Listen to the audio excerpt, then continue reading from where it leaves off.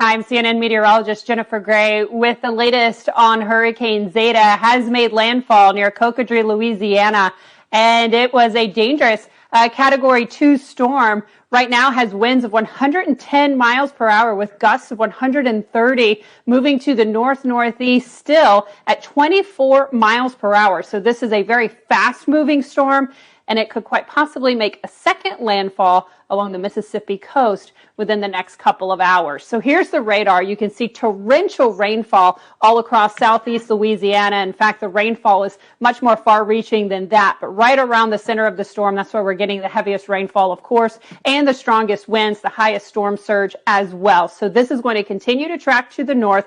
We have flood alerts all the way from southeast Louisiana up to the mid-Atlantic, where this storm is going to basically fly through during the next 24 hours. And it is going to make it all the way up to, say, the Birmingham, Atlanta area during the overnight hours tonight. Could potentially see lots of trees down, power outages, things of that nature. And then as it makes its way off the mid-Atlantic coast tomorrow afternoon, we will say goodbye to Zeta. But this is still a very dangerous storm with the high-res forecast radar showing that heavy rain across central Mississippi and Alabama by the time we get into the overnight hours, and then quickly pushing through D.C., Philadelphia, and New York throughout tomorrow. So tropical storm watches and warnings, the hurricane watches and warnings in effect. You can see the hurricane warning right there in red, tropical storm warning shaded in blue. So here's your storm surge threat: 7 to 11 feet of storm surge, 6 to 9 feet potentially in southeast Louisiana.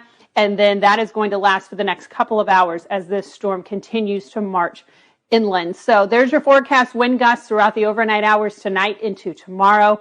Of course, this is still going to be a dangerous storm as it approaches overnight as well. Like I mentioned, with the trees down potentially and power outages. But for the southeast Louisiana coast, the storm has made landfall near Cocodrie, Louisiana. Quickly it's moving, less rainfall, which is one small piece of beneficial news at least. Tell me about the path it's going to take. You mentioned how long it's going to be hanging around New Orleans. Where does it go from there? Yeah, after this, it's heading up towards Biloxi, Mississippi. They can see winds gusting upwards of 140 kilometers per hour as well. And then southern Mississippi, Alabama, and even eventually Georgia, and surprisingly, Atlanta. Hundreds of kilometers inland is under a tropical storm warning because this thing will maintain its winds so far inland thanks to that fast-forward speed. It's just kind of outrunning its ability to weaken, and as a result, it'll hold on those winds for longer. At the same time, too, it's tapping into some energy from the jet stream, which means even though it's moving away from the warm ocean waters that sustain it, and now has this energy at the mid-levels of the atmosphere that it can drag down as momentum to get those wind gusts towards the ground. And we're also forecasting very heavy rainfall to make it all the way to the East Coast. I think you answered my question, but let me double check. You're saying it doesn't look like it'll get downgraded anytime soon. Not for a little while, at least. I wouldn't be surprised if this thing was still a hurricane by the time it got to Alabama after midnight tonight.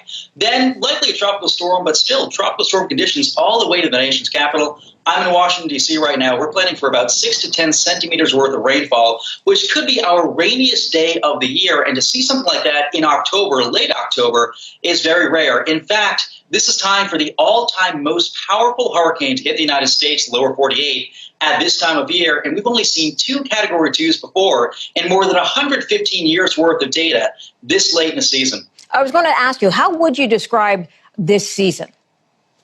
This season has been the season full of surprises. Ordinarily we see hurricanes start to weaken as they move ashore, but instead this storm has rapidly intensified at the last minute. Other storms did. Laura did, Sally did back in early September. And so to see this time and time again is kind of alluding to a new climate trend. You can't pin down a single storm due to climate change, but when you see this more and more often, time and